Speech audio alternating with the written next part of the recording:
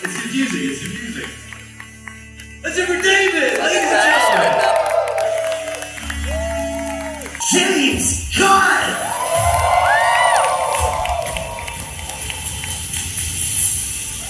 Let's hear for James Gunn, ladies and gentlemen.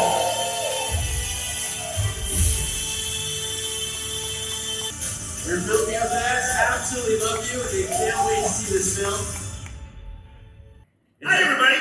Hey! How are you guys?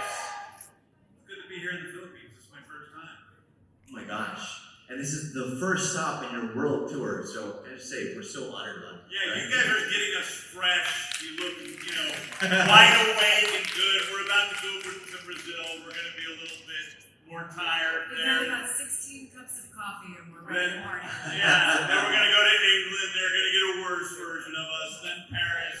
We're going to be nightmares. I'm sure it'll be fine. Do you think yes? Yeah, that'll be fine. Okay. Now, ladies and gentlemen, we're about to start our Q&A over here, and we've all seen the sneak peek of Superman. How many of you guys got to see the sneak peek last night at IMAX? Yeah? You guys enjoy it? That was amazing, right? You guys excited? I'll be straight with you. I usually stay away from watching trailers because I want to just watch the movie with all its glory. But when I watched this one, I was like, I'm excited to go. These trailers have been great. They give almost nothing away about the movie, and yet you really feel like you know what the movie will feel like and what it's about. But there's so much in the movie that even seeing the first 30 minutes, there's so much that you haven't seen. Oh yeah, 30 minutes is nothing. It's amazing. It's the next hour and a half.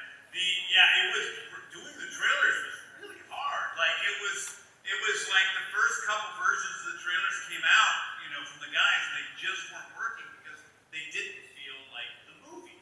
And so we just kept working, and eventually we got there, and that's what you see today. And we're so excited to see the rest of it. We were absolutely stoked last night. People were screaming. Such a great idea. And the trailer gives people that idea. That gives them something to chant. And now we get the chance to do a little bit of a deep dive with you guys about the film and about the trailer footage that we've seen so far. So let's start with James, okay? I'm going to rewind just a little bit. Before you started making movies and before the DCU, two-part question for you, James. What did Superman mean to you when you were growing up, or even as a young storyteller? And now that you're the one telling the story, has anything surprised you or changed about how you see Superman and your connection to him? Well, I always liked the character of Superman. I started reading Superman comics when I was 3 and 4 years old, and I loved a lot of superheroes, both DC and Marvel superheroes. But I do have to say, I'm sitting here today not because of my dream, but because of the dream of Peter Safran, who's right back there. Good job, guys. Who has been bugging me for 10 years to try to make a Superman movie, and people have been coming to me with it, and it wasn't until one day that I just saw what the movie could be in my head, how it could be a different sort of Superman. It could be the Superman that I fell in love with from the comic books. When I was a kid and I read the comics, I didn't start reading comics when I was a child and enter a world where there was only Superman and his origin story. I didn't know the origin story for a long time. I saw Superman in a world of superheroes with friends that were superheroes and a Daily Planet gang and a flying dog and giant monsters and this other world that I just became enmeshed in as a child, even before I could read, and falling in love with those images. And so I wanted to create that feeling I had as a young child in a film that both children and adults could enjoy, where it is this other universe, but that is still grounded with real stakes, real people who have issues and problems and relationships, things that flaws, things change about themselves, things they don't want to change because they're stubborn. and so it's I think that it was a joy to me, a joy in my life really, to be able to bring Superman to the screen in this way and not change a thing about the character, just give him more life and more ideas about who he is and focus on a time that we haven't really focused on the character. When he's falling in love. We're big on love here in the Philippines. The love teams and But you know what? Before we get to that, love teams. Before we get Wait. What's the love team? Teams. All right. Oh my God. All right. Okay. So here in the Philippines, a big thing is that they're gonna pair up two actors, all right, and they'll be romantically linked their entire careers.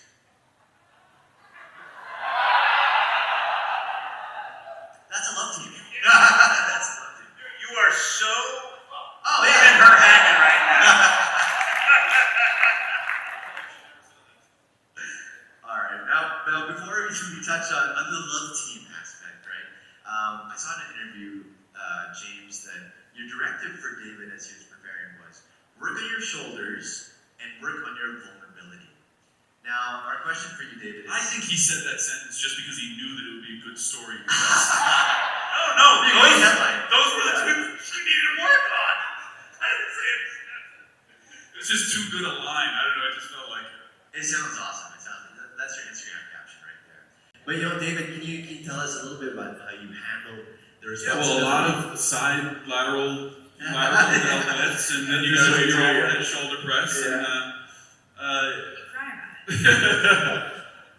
Well, so I started at the gym. The gym was the first place I started because soon after we had this conversation, the actors went on strike, and so James and I did not talk for several months, and we had no contact with the studio for several months, and so all I had was my own really decision.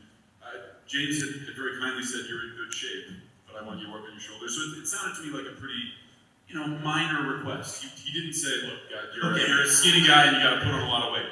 But that was my thought. Was as in Christopher Reeve's words, "I've been a stringed bean my whole life, and Superman is not a stringed bean." And so I decided that I wanted to, as soon as I could, put on as much weight as I could reasonably and healthily. And I had sort of wanted to do that my whole life. I've always felt a little bit skinny, like I couldn't quite fill out a t-shirt, and so I was really excited about that. But in that new level of gym commitment, 5-6 days a week, 2.5 hours, 3 hours in the gym, which I've never done before in my life, all my time was spent eating or thinking about eating or digesting or in the gym or sleeping after the gym. But in the gym, in my 90-minute or 2-hour mark, I felt deeply alone because in that moment it is just you and the weights. And I had a great trainer, but he was only on FaceTime, so I could turn him off if I really needed to. But ultimately, when you take on a physical transformation like that, it's just you against your own mind, and whether you're going to get that extra rep in, or do that extra set, or stay those extra 20 minutes to do your shoulders at the end of a long push day. In that moment, you feel very alone, even while you're at the gym with other people. And so that was the first moment that I felt like I tapped into a central thing about Superman, which is that he struggles with feeling lonely and feeling isolated and alienated from the people he loves the most and the people he wants to be closest to. Lois and his colleagues at the Daily Planet and his adopted parents and his birth parents, and ultimately humanity. He wants desperately to be a part of them and be connected to them, and he knows and feels that he ultimately isn't quite like them and fears that he isn't connected to them. And that, I thought, what a universal human experience to be surrounded by people and to feel lonely. So that was my first way into the character. And since this is not an origin story, was it challenging for you to portray that? We're like 3 years into his journey as Superman yet? Was it more challenging for you than it was an origin story? No, it made it easier because it's not that the origin story isn't important in the film. In fact, it's a big part of the film. It's just that we didn't have to see it play out. In the same way that you don't have to see, when you start with a character that means something in the public consciousness, you don't have to explain that they were born at this time, in this place, and they, Oppenheimer was born. Yeah, exactly. Hey, we know his origin. So the origin story plays a central role in the character's development and his crisis in this film. But it's much more fun to just jump into the middle where you're getting your ass kicked and you got to get back to the fight. That's a really straightforward and easy thing to play as an actor. And then the next thing that happens is, breaks into his girlfriend's apartment, and then that's like, that's another great. It's a thing happening right now, and the stakes are about this moment and what's happening between us, and does she like me, or does she hate me, or is she going to let me off the hook or not? And as an actor, that is so much easier to play than, well, this moment's important because it's going to be important in 20 years when he finally becomes Superman. So I was very grateful to James for being willing to take that leap. Thank you so much. And speaking of the leap over to the girlfriend's, the owner of the apartment which you broke into, Rachel, you're playing a journalist in this one, probably the most famous journalist, fictional journalist ever. Can you please wave at all the journalists who are here as well? They love you. For your work. Now it is 2025, so how do you modernize Lois Lane in a world where the definition of journalist evolves rapidly? I've said it before, but Lois, one of the characters that's evolved the most in the history of these comics. The way she looks has evolved. The sort of primary lens on who she is has evolved. Sometimes it's more about her relationship with Superman. Sometimes it's heavier on her role as a journalist. And we talked a lot. I think one of the first questions I asked James before the audition maybe was, where does she fit into the canon of this character that is so familiar to so many of us and probably to so many of you? And you really talked about the importance of her journalism. But also, James laid this beautiful roadmap in that I was really attracted to this version of the character because it feels equally weighted. You have a superhero who has superpowers, and you have this character who's a superhero in her own right. She's an everyday superhero. And just like Superman, she's not knocked off balance very easily. She can logic her way around just about anything. She's 10 steps ahead of everyone else. And then along comes this thing that she couldn't have seen coming, that she can't logic her way out of, and it totally knocks her off her feet. And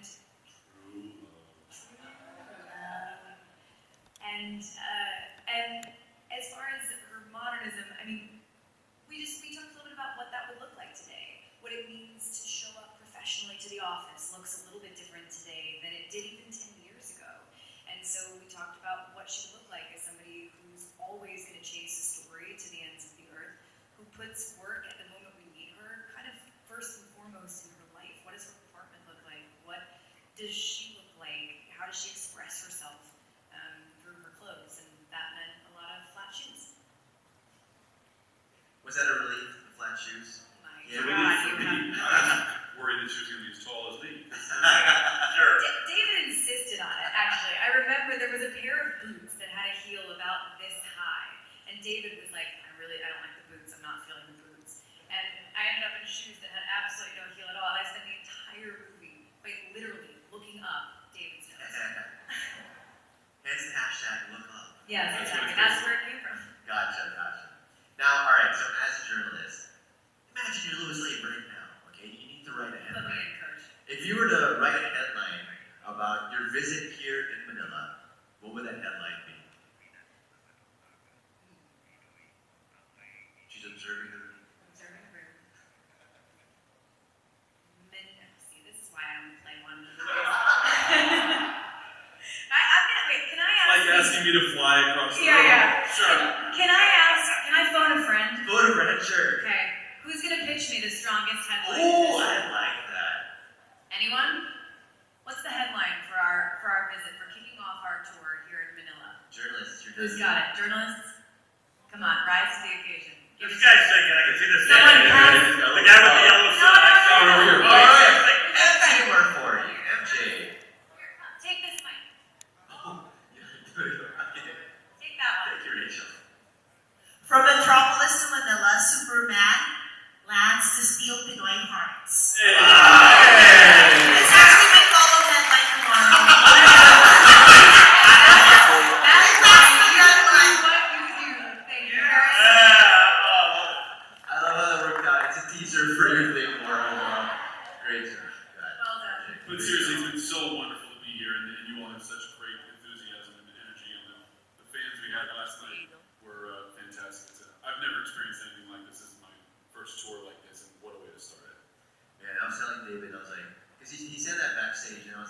you should definitely come back. They should come back.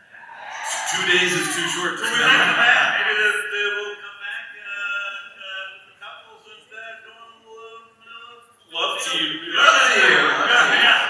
Bring all the love teams. Now these guys write about the love teams. I think it's time for us to open up the floor for questions, and we're gonna go straight to the press, actually. So from the Philippine star, Charmaine Papulo. Hi, Charmaine. Woo! So, for everyone, what was that big night on set when David put on the Superman suit in front of the cast and crew for the first time? Any memorable reactions or? Well, I know Nick Holt had he was like, his teeth were chittering and he had these big puppy dog eyes and like, oh my God, this is great, Superman's here. I think the cast and crew, David walked out and he's got, the full regalia on and people were like, just, wow. I remember, It was emotional. yeah, we had a couple of actors visiting us and they were like freaking out and it felt like Superman. It's like every day with him on set, especially when we went out in public, it's like Santa Claus, right? So Santa Claus comes and every kid in the world, just brightens up. And that's what it was like with you. But for me, it was like, I don't know, the suit needs to be clipped there, it needs to be changed here, I need to change this. Oh, the S symbol isn't exactly right, I gotta change the S symbol. So my experience wasn't quite as magical as everyone else. But every adult became a kid again. Like, I had those moments over and over and over again. I feel like I was so over it by the end of this, but I've told this story now so many times, but I'll never forget walking through, I don't think I can say where we were without spoiling anything, but we were walking through a field at night. It was like something out of a movie. The moon was a paid actor in this scene, and we were walking through this field. It had been a long day, and the Superman cape was floating in the wind. This is like 3/4 of the way through shooting. And I ran up to David and was like, dude, you're Superman. And he was like, yeah, I know. By that point. I feel like we all had those moments throughout shooting where every once in a while, just the point when you start to get used to it, it suddenly feels real and every adult becomes a kid again. And we haven't seen the movie yet, but can only hope that everybody watching gets that same experience that we all had. I think we will. And that's their choice. We invited them to see the movie, but they want to have a special experience at the world premiere, so they're going to do that. But you guys are invited to watch it before the movie. And I know, Rachel, you hate watching yourself on screen. I forgot about that. I never do, but actually Nick texted me. I think there was a period where you were coming through LA, and maybe you guys had offered, and Nick texted me and said, should the three of us watch it together? And then I had FOMO, and I was like, well, if it works out, I guess we'll watch it together. And it didn't work out that we were all there, but I think the best time to see it the first time is going to be with a full audience, our world premiere on the big screen. That's the way to do it. And I'll only hide a little bit every time I'm on screen. And we can't wait to see you play the iconic journalist Lois Lane. So speaking of which, we actually have a question for you from Oscar Aida of GMA. Yeah, Oscar. Yes, guys, I'm saying thank you. Thank you so much. As a big Superman fan, a reporter, and married to a reporter, she's over there. Let's hear it for with our superstar back there. Let's hear it for this love team. Wow, what's it like being married to such a wonderful, famous woman? With the best headlines in the biz. Might gonna be a little, yet very moving. Okay, as a journalist in the film, playing Clark Kent, how do you portray someone who hides a world-changing secret while working in a newsroom go into shaping your understanding of the role, especially when he's also in love with a fellow reporter? Well, there are versions of Clark Kent where he is really an intrepid reporter, and he's on Lois Lane's level, or even more impressive as a reporter than she is. I don't think. Well, wait.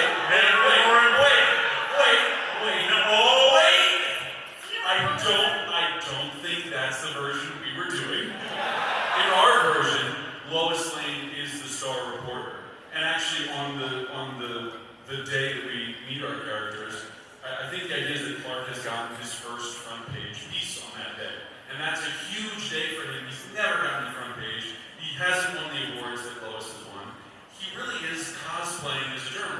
that's his thing. It's like he wants to hang out with these guys. He needs to have a day job. He needs to, be able to fit in that way. He loves journalism. He loves the idea of journalism, but he's not a serious journalist, at least yet, in the way that Lois is. And he'd like to think that he is, and that's why he has this little, this ace up his sleeve, which is that he has a very personal relationship with Superman, which certainly helps a journalist if you have access to somebody like that. But there are these great ethical questions that get brought up there. Imagine if Tom Cruise had another life as a journalist where he was wearing glasses, couldn't be recognized, of course, because he put on glasses, and then he was putting out interviews with Tom Cruise all the time. Yeah, I mean, I'm not certain that doesn't happen. It is kind of, to a point, it's funny, and then once you start dealing with real world issues, then it becomes a serious question of ethics and journalistic integrity. And that's what I love about that interview scene is that it starts as Clark thinking that Lois is going to play his game with him, and it ends with Lois making it very clear that we're playing her game, and I'm not getting out of it without taking a little bit of improvement. Yeah. Integrity. Thank you. Can we get the big applause, ladies and gentlemen? Unfortunately, that's all the time we have for today. But I know. we want to stay. You're making us leave. No, that's making us leave. We Oh, blink the shoot. machine. No, that says just to keep them there and just like, I got something to do. I gotta go home. See, I don't know. It No. says wrap up. It says wrap up. So can we get some big applause, please? We would love to have you here all day, and we're so excited to see the film. Once again, the judges give a big applause for Rachel Brosnahan, David Corenswet, and James Gunn. Don't forget, Superman is back in cinemas on July 9th in the Philippines, so don't miss out on this epic new chapter. Once again,